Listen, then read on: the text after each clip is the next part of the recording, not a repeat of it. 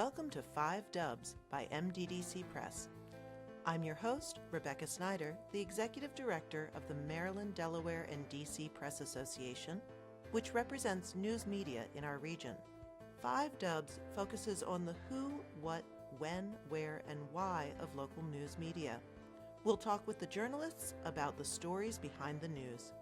You can find more information about our guests in the show notes or on our website, www.5-dubs.com.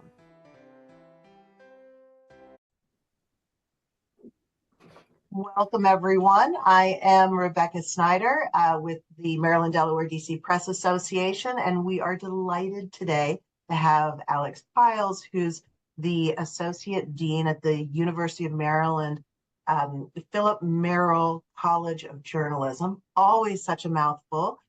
He is here today as in his unofficial or his official MDDC capacity as the mentor coordinator for the MDDC internship program. So today we're going to talk about tips to be the best mentor you can be. So when we mentor, I feel like everyone has something to give and something to learn in any relationship. And so Alex is going to share more with us on how to sort of awaken the journalism instincts and nurture these young journalists through the summer program. And this is applicable not only for the MDDC interns, but also any intern that or early in career journalists that you might find in your orbit. So welcome, and I'll turn it over to you, Alex. Thank you, Rebecca. Thank you all for being here today. And thank you for agreeing to mentor these young journalists this summer, whether you're a part of the MDDC program or you're not. This is a really important program that I participated in for the last few years. And it means a lot to me, and it means a lot to these young journalists who are, really looking for help getting started in a industry, a profession that is always changing, right? And we have a lot that we can help them with through our experience. So I appreciate you taking the time. And what I'm going to do is go through a couple of tips that have been shared with me over the years and have been shared specifically with me by the original coordinator of this mentorship program, Adrienne Flynn. And what I hope that we can do is, here and there, stop for you to share some of your own experiences working with young journalists, because I know just about everyone on the call has already done this in some form or fashion. So I like this quote. It's from, again, Adrienne Flynn put together the bulk of this presentation, and I added a little bit of my own flavor here and there, but she started here with this quote from Russell Brand, right? And I think this is a really important thing to remember, right? And in a lot of cases this summer, the students haven't selected their mentor, but you have been matched with them based on your experience and based on your interest on helping these young journalists. So it's very important at the start of this relationship, and hopefully many of you in the program have already met with your students. If not, we'll talk about some things that you might want to discuss with them very early on here. But hopefully you have had a conversation that has started to figure out exactly what it is that the student is hoping to get from the relationship. But it's also really important that you're getting something from the relationship too. This should be something where it's very reciprocal, right? And we'll get into that a little bit more. The secret of volunteering as a mentor is that in my experience, and I think many of your experiences, that it's something that really you receive as much as you're giving, right? I've said for a lot of years, I've taught at the University of Maryland for the last 13 years. And even that many years ago, I started coming home and thinking, wow, those students, they really got me thinking in a way that I haven't thought before. Me as a professional journalist, working in the newsroom every day, these students who are excited about the profession, excited about getting started with the work, They just think in different ways. They live different lives. They've had different experiences. They ask different questions.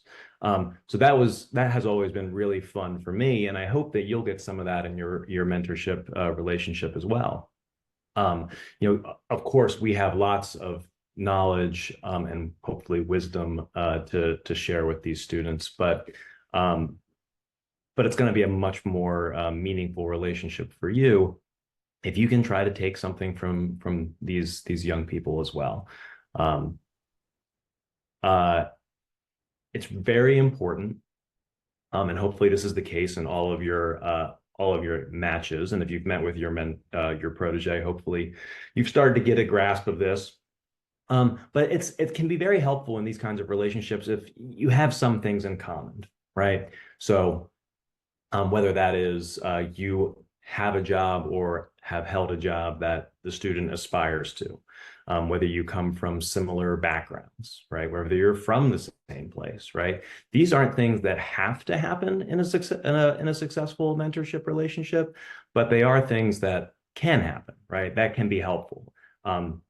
This can be awkward at the start, right? We're matched, at the start of this program, at the start of the summer, and we're asked to work together to help these young people improve, help them get better, help them get to where they ought to be.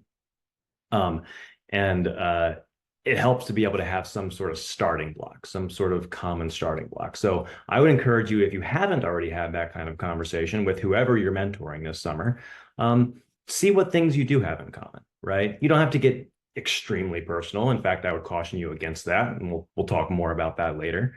But it's okay to ask, what are their aspirations? What do they really want to do?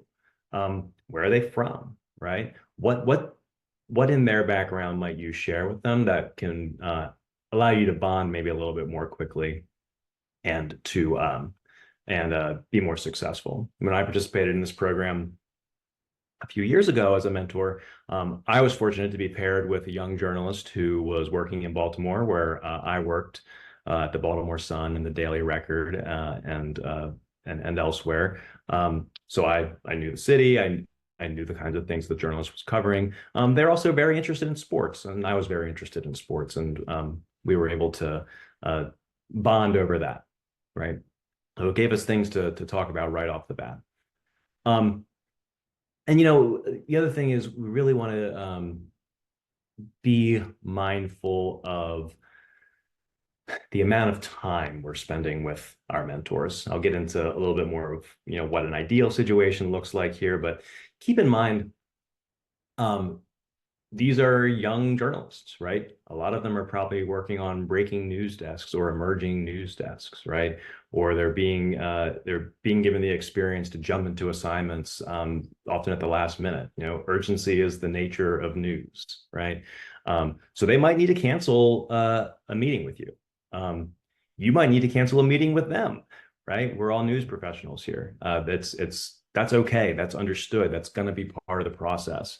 What's important is that we be flexible with each other, and that if there has to be some kind of adjustment to a schedule or adjustment to a plan, we make sure that ball doesn't get dropped, right? Because another thing that really matters in these relationships is some level of consistency and reliability, right?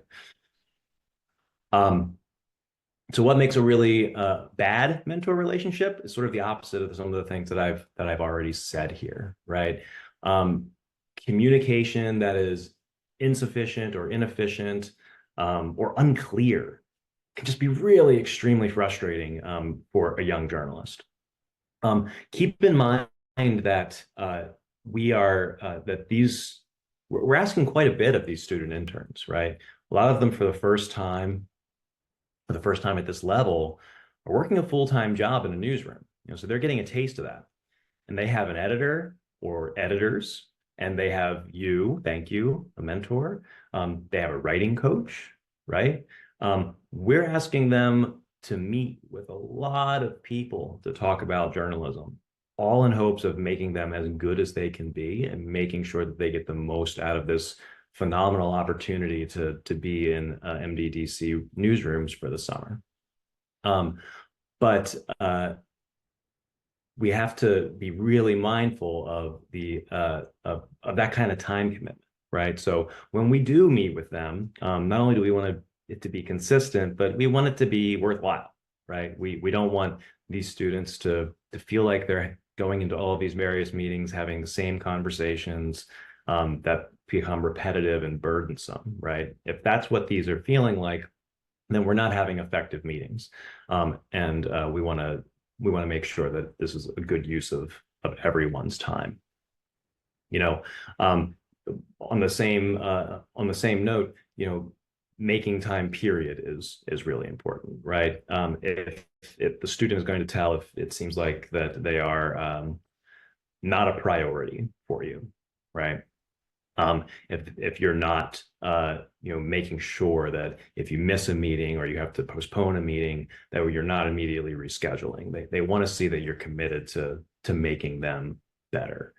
That's the thing that excites me about teaching, knowing that we can help make these young journalists better. And if you're interested in mentorship, I think that's probably what excites you too. So just try to keep that in mind as you're meeting with your students. I mentioned already that it's really helpful if there is some sort of similarity in your background or something that you can bond over initially. You know, at the same time, you may meet with your intern right off the bat and say, this is problematic, right? We see the world in very different ways, and we're not able to relate to each other in a productive way. You know, there's lots of value in learning to work with people who think differently from you, and who you might not be friends with outside of the workplace. I don't know that that is the ideal situation for a mentor relationship. So I mentioned that here just to say that if you are meeting with your intern and you're finding that this relationship isn't working for one reason or another, let's talk about that. Right? Maybe I can help you brainstorm some ideas with your intern to break up the logjam, or maybe we can look at other alternatives. But again, just remembering that this has to be a good relationship for both you and them. I don't want folks to go through the summer sort of struggling to communicate. You know, another thing that you know, would make a bad mentorship relationship would be making judgments based on things that your intern is sharing with you, or having a lack of empathy. And these can be really small things. Look, I work with young journalists every day, and that's one of the parts of my job that I really love the most. They think differently than we do, right? They think differently than folks who have been in the profession. They're also entering a profession and a job market and a world very different than the ones that we entered into in journalism, right? So just because our experience was one thing coming up or mid-career, it doesn't mean that that's going to be their experience. We can share those experiences with them to help them sort of navigate the current environment, to help them navigate the workplace. And I think there's absolutely value to teaching resilience and to teaching problem solving in these mentor relationships. But I would also urge you to listen, to really listen to your protege, to your intern, and hear what they're saying.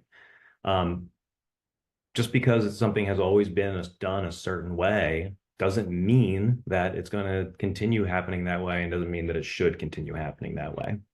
We really need these young journalists to be the next generation of leaders in newsrooms, right? They're off to a good start this summer. We need them to become the next leaders. And you might think about, what do they need now so that we can get them past, you know, whatever struggle they might be having. So here's a quote from John Maxwell that I think just hammers home the value of having regular meetings with these students, right?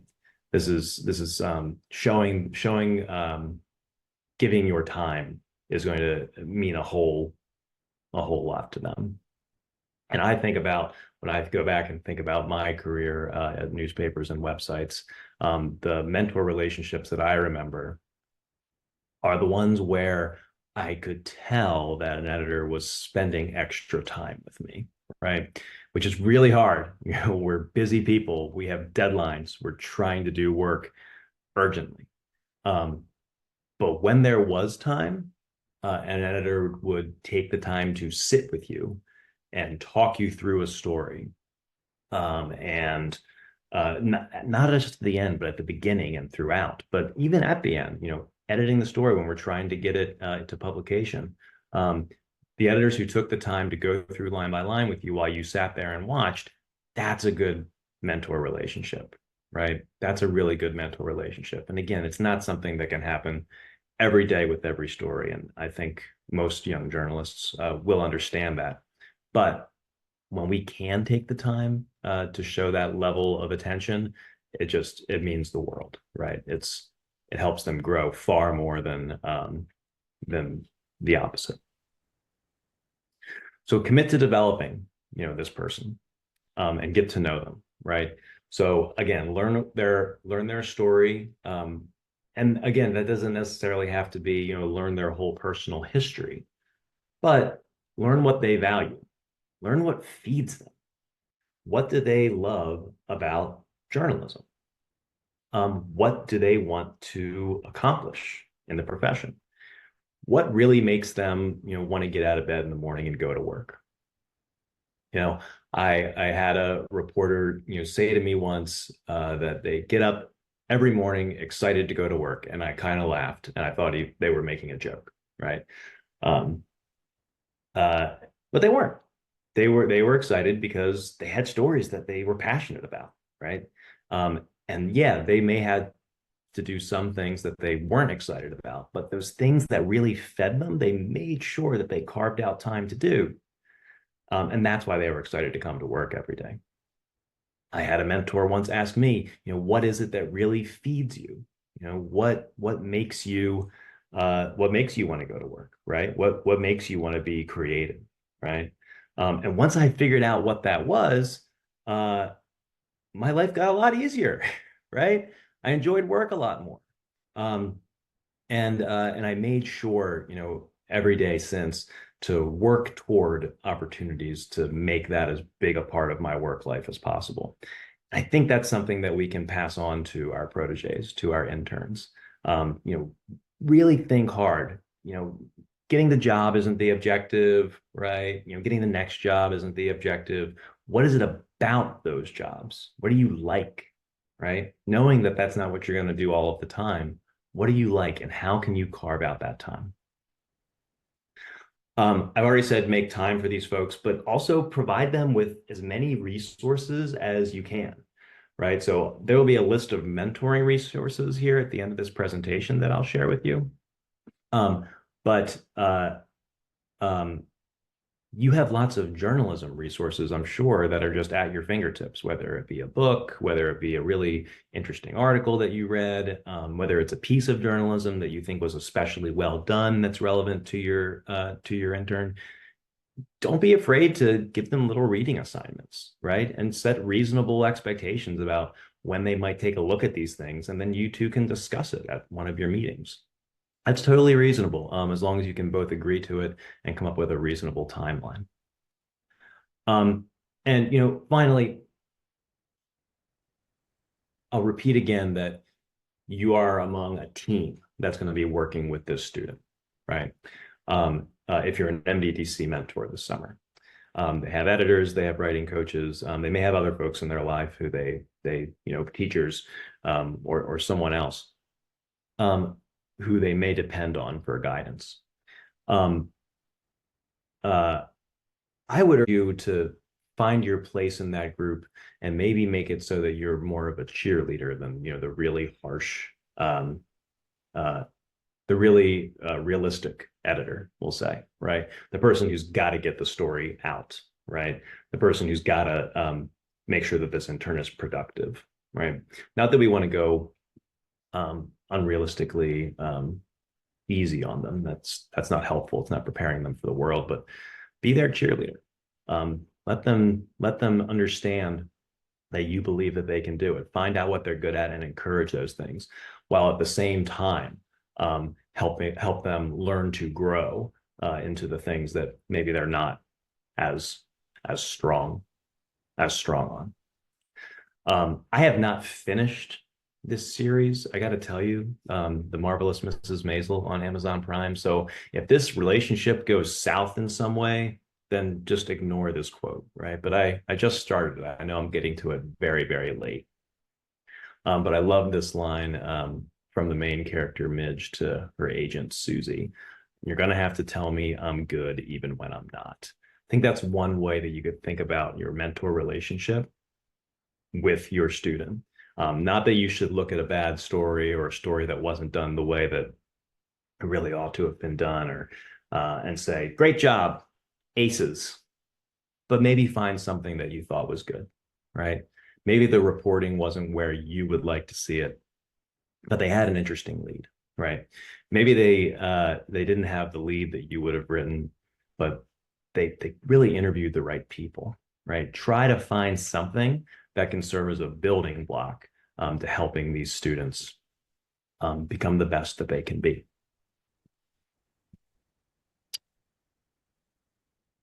So what can we do practically, right, as we're meeting with our students?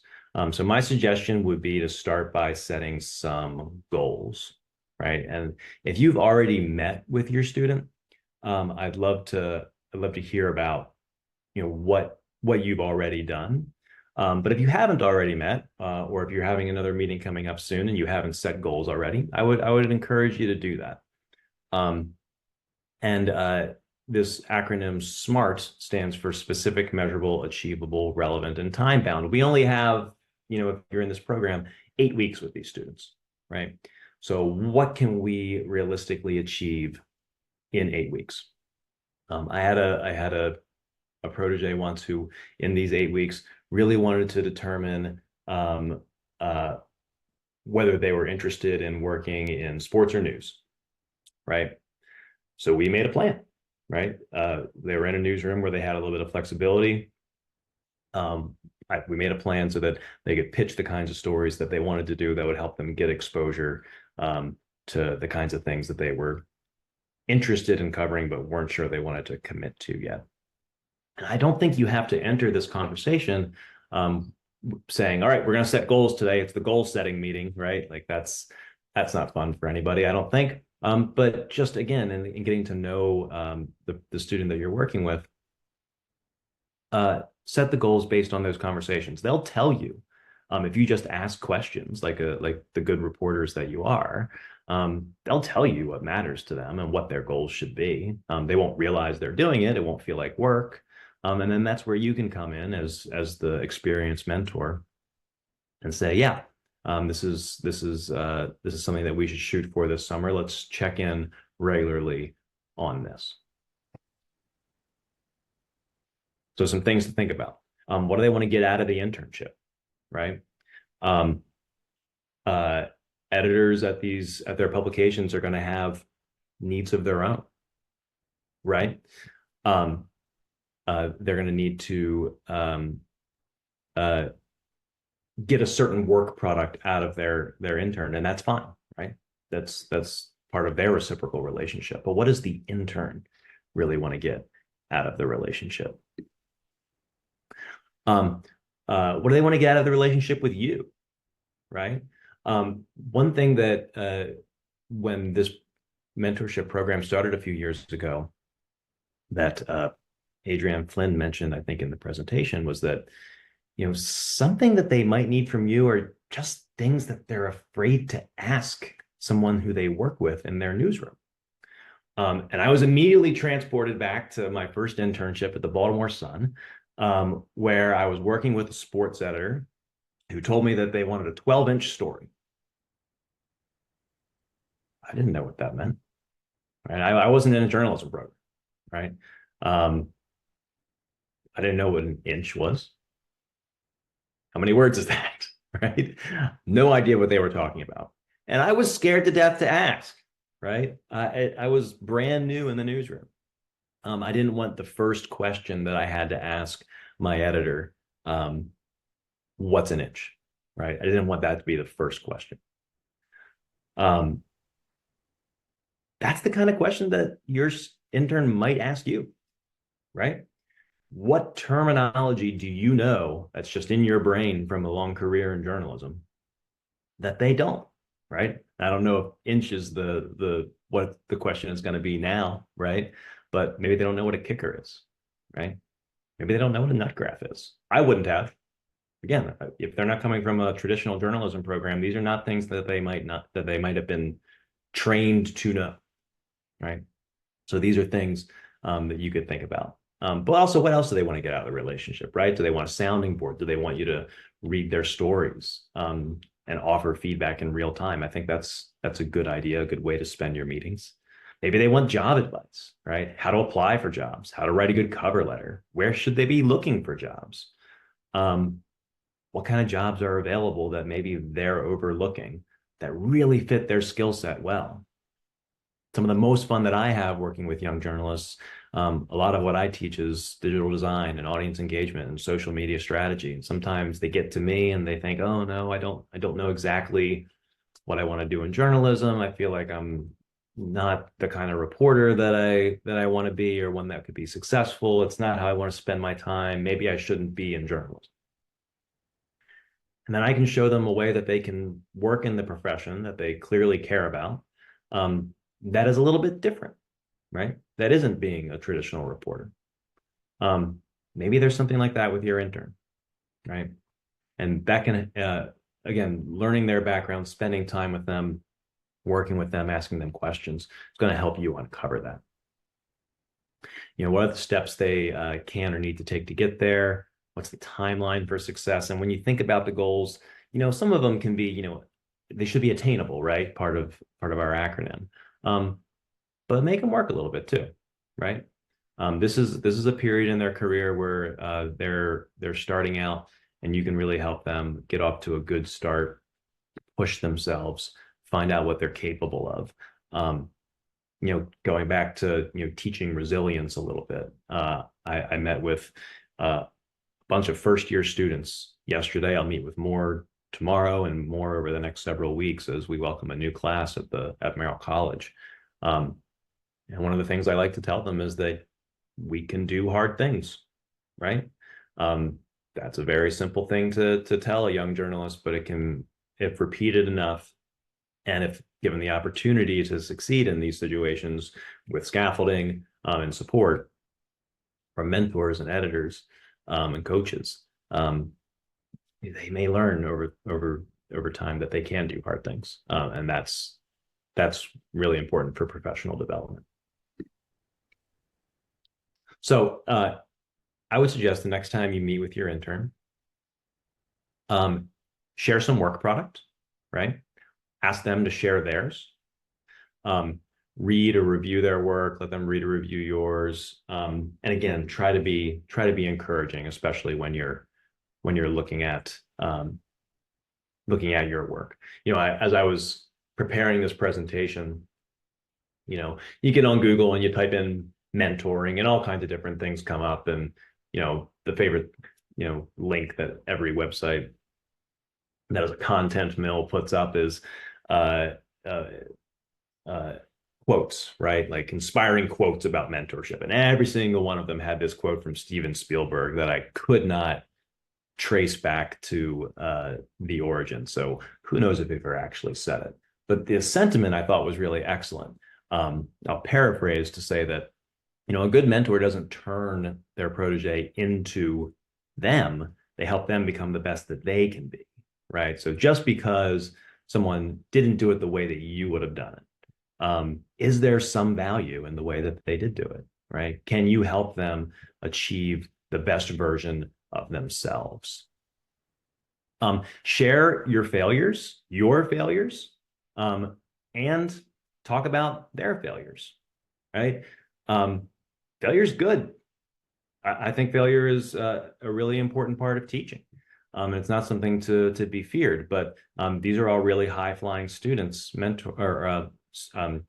journalists who you're going to be working with, right? They probably have had great grades their entire life. They have this great internship. They're very highly successful. And if they fail in the newsroom, it's going to feel pretty bad. share a time that you failed, right? If you haven't failed, call me. I'll share all the times that I failed today. Not a big deal. Let's normalize talking about that so that we can help these students learn as much as possible. Suggest any readings or videos or presentations that have helped you in the past, and also just celebrate and, if possible, reward the success of your student. That doesn't have to be anything really huge, right? If you're on social media and the student wrote a story that you think is, really good, worth sharing, share it with your network. Let them know that you did it. It'll mean the world to them, right? Just to know that you're noticing and you feel like it's worth sharing with others. All right. So sorry, I'm a nerd. But this quote, I think, sums up a lot of how I feel about teaching.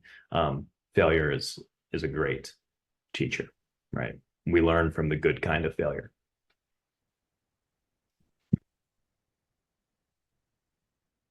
So, a couple of logistics, and then what I hope that we can do is open up and talk about experiences that you've already had with your student this summer or in the past.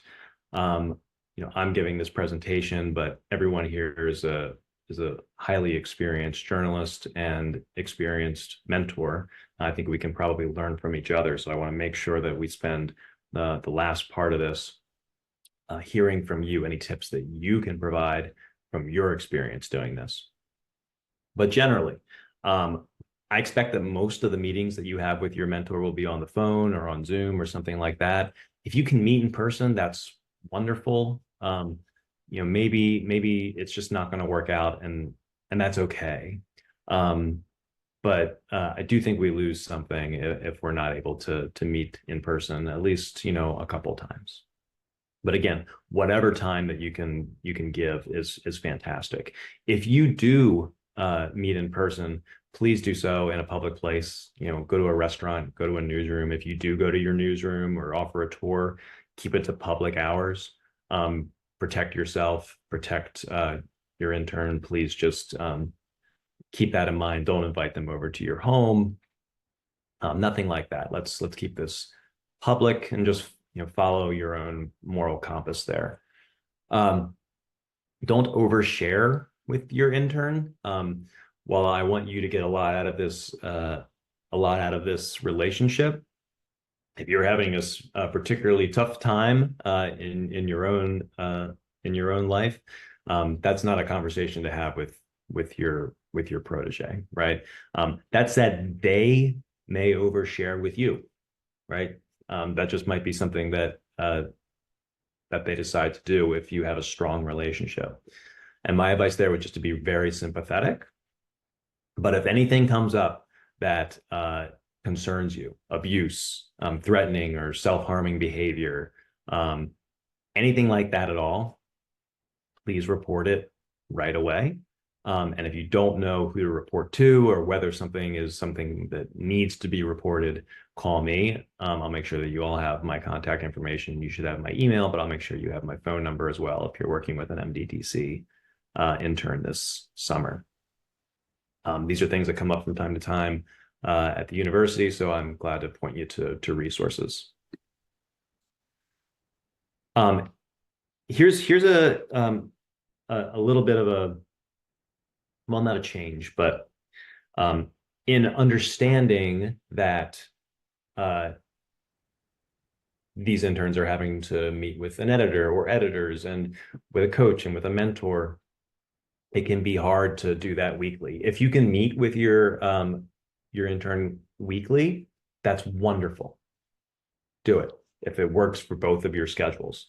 But at least every other week, right? Over the 8 weeks of their MDDC internship, have a meaningful conversation with them, right? If you want to check in between then, email, text, if you want to do that, that's good. And then a meaningful conversation every other week, that's probably fair. If you can meet with them more often and they want to meet with you more often, then I'm not trying to discourage that. I'm also just trying to be realistic about the demands on their time and the demands on your time. Again, I want these meetings to be helpful and meaningful, not a burden, right? Set and discuss goals with them at your next meeting if you haven't already. Rebecca has sent out numerous calendar invitations this summer for brown bag events. I think it's at least once a month. Encourage your interns to go to those. I think you're all invited to them as well. Just to allow these students to continue learning throughout the summer, outside of their newsroom where they're doing a lot of learning. Check in with me about once a month. So after this meeting today, we'll schedule our first check-in if you're working with an MDDC intern. Just want to make sure everything's going okay. You can let me know about anything that's happening that you don't want to share with the whole group today. And we'll check in, once a month at minimum, just to make sure things are going on. Of course, if you need to reach me in between those times, that's no problem at all. And then at the end of the program, Rebecca will send a survey to ask you how things worked. And one of the reasons why, I'm saying here at the top, if you can't meet with your intern every week, we understand. It's because of results that came back in that survey, right? We understood from interns that, boy, there's a lot of people to meet with, and I had trouble fitting it all in. Not everyone's going to feel that way, but just keep in mind, be mindful of that situation. So I'm going to close out this presentation, and I hope that we can just have a little discussion. Those of you who have had interns before, Jack, I know that you have had an intern before, and I know you have as well. Is there anything that you can share from your experiences? And Kamau, I'm sorry, I don't know that you've been part of this program before, but if you have, I apologize. And Jim, of course, if there's anything that you want to share from working with interns. Any tips for folks, anything that you did that you wish that you had done differently one time around, or anything that you shared that you thought an intern really resonated with that intern and was helpful to them in the process? Alex, I'll jump in here. I had internships when I owned a newspaper back in Iowa, and at the end of each internship, I had the interns write an essay. What did you learn in this internship? How did it work for you? And one of the interns I had wrote that she felt like an imposter all the way through the internship, that somehow she had fooled me into hiring her. And she noted in there that throughout the internship, I gave her positive reinforcement, but she still felt like an imposter throughout the whole thing. And I think that's something that editors really need to keep in mind, is that these are really young. This is probably their first job in a newsroom. And there's a feeling in a lot of them that they don't deserve to be there. And somehow they have gotten in and they're skating by. And this was a good intern too. So if an intern said that to me, Jim, and maybe you don't feel this way, I would say, I feel like I'm an imposter too, right? Because I feel like I hear that more and more and more from very successful people and, of course, students. So, that's where sharing a little bit of yourself as early as you can, that might really be helpful. Set them at ease a little bit. Now, of course, if you don't feel that way, then don't say that. But this is where you can point out the things when possible. You said that this was a really good intern. Look at each story and say, this was done really well, right? Yep. Thanks for sharing that. Jack, did you want to say something? I think the most helpful thing on mine just frankly has been prompts that Adrian provided last year, the year before. I think you mentioned the network that these people have behind them provided by MDDC. That's great. And I think sometimes the thing that I tried to keep in mind going into these is I didn't want to be parroting things that others had said or feel like I'm just another person trying to tell them what to do. So I noticed that trying to keep it very conversational, really allowing them to guide the conversations, and then using those prompts, I think took the conversation really, really productive ways. I think, and I'm mentoring Sasha. She actually started like 2 weeks ago. And I found myself going back to those old prompts to be able to facilitate conversation. That's been really helpful. Do you remember, was there a particular prompt that you thought was really helpful, Jack? Here, I'm looking at my notes just to see I'll just look at the one we did last week. Well, so the one we did last week was, in what ways can your career path serve as a model for your mentee? Ask where your mentee thinks they want to be professional in the next year or 5 years. That usually gets some pretty good conversation going. Just considering I'm not too far off from where these interns are. I mean, I was in the program 4 years ago or so, and I entered the field at a time that is pretty similar to where they're going in, so I can identify with some of the challenges and fears that they have. And then you mentioned this during the presentation too, but sharing failures always really helped connect, really helped establish a connection between me and the mentor. I think showing that vulnerability allows for a lot of ease in conversation. And it even sometimes feels good when you share a failure and your mentee's like, oh, that makes sense. I understand where you're coming from, being able to commiserate together. But so those 2 prompts, that the one I did last week, and then the failure one, I think kind of stick out. But there were, Adrian shared, I think 8. It was like 1 for each of the 8 weeks. That's great. I'll see if I have those, and I'll share with the whole group. Okay.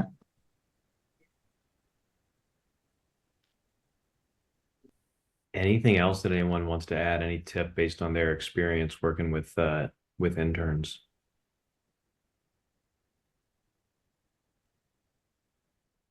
No, I So- thought You know, it was really. Oh, I'm sorry, Rebecca. And I was going to mention your experience last year where you provided such practical support. I think your intern last year was uncomfortable or didn't know Baltimore really well. Oh. And so you took her on a driving tour and, used your, your natural knowledge that was like, oh, whatever. And took her around, and I'm sure that helped her almost immediately feel more comfortable with where she was and what she was doing. Yeah, I mean, I don't remember if I actually physically took her on a driving tour, but I told her any number of things that I thought would interest her in kind of knowing the town. Even though she went to College Park, she hadn't really come to Baltimore much or be part of the city. I mean, the only thing, I guess one thing that I recall from last year was, my intern last year was pretty savvy to the ways of a newsroom because of working at the Diamondback, and had been pretty well scripted at the Sun in terms of what they were having her do. And I just tried to encourage her, and that was meaningful work. And she bonded with a slightly older, for lack of a better word, I think it was sort of like the person wasn't exactly a new hire, but was like almost like a journalism fellow in the newsroom. And they both had similar interests, and that seemed to be a very instructive relationship for her. And I just tried to encourage her, well, if there is another kind of story, that you want to do, try and have that conversation with the editor.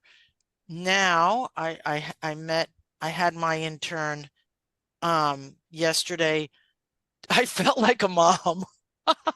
I had her just check in at the end of the day, so I knew her first day went well, or how did the first day went well. I neglected to ask for the shot of her in the newsroom, but maybe I'll get one of those later. But and I think it was good. She was very upbeat.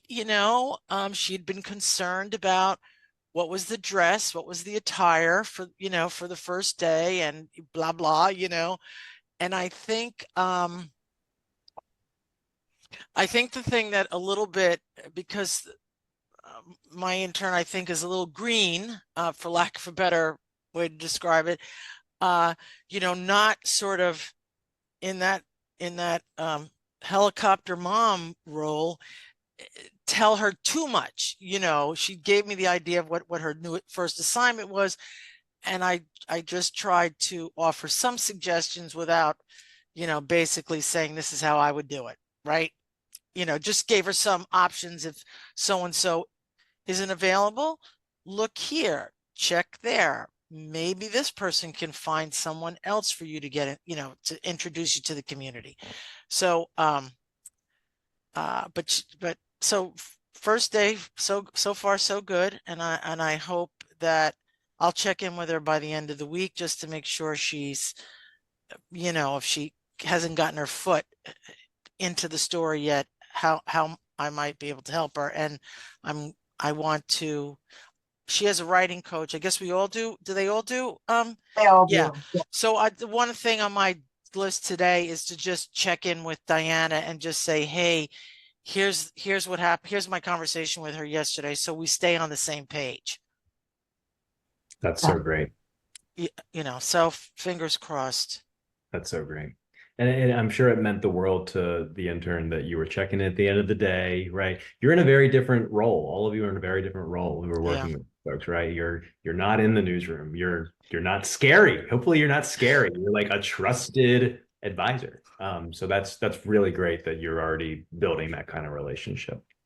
Yeah. So anyway. Yeah, I'd like to see those prompts too, not just for the heck of it. If you can find them, I'd appreciate it. Just I don't know if I was in that. I don't think I was engaged in this role prior to this. So anyway, but this has been really helpful. I just I have to drop off now, but I just wanted to say your calm sort of assurance is very nice to have in this conversation, even for this old girl. So thank you so much, and I'm sure I'll be in touch if I need to check in with you about anything specific. Absolutely. That's great. Okay. Great. All right. Well, thank you all so much for spending some time with us today. And I am really looking forward to seeing all of our interns throughout the MDDC universe really gain stronger skills, provide real value and fabulous clips, and kind of launch their journalism careers in this area. You guys are a big part of that. So thank you all for sharing your time and expertise and sharing your knowledge. So thank you. Thanks for listening to 5 Dubs with Rebecca Snyder. Please subscribe and leave us a 5-star review wherever you download your podcasts so that others can find us. What do you want to know about local journalism? Email me at rsnyder, SNYDER, at mddcpress.com. Interested in supporting our podcast and journalism? Please donate to our 501c3 Press Foundation. Find out more and see the full episode list and show notes at www.5-dubs.com.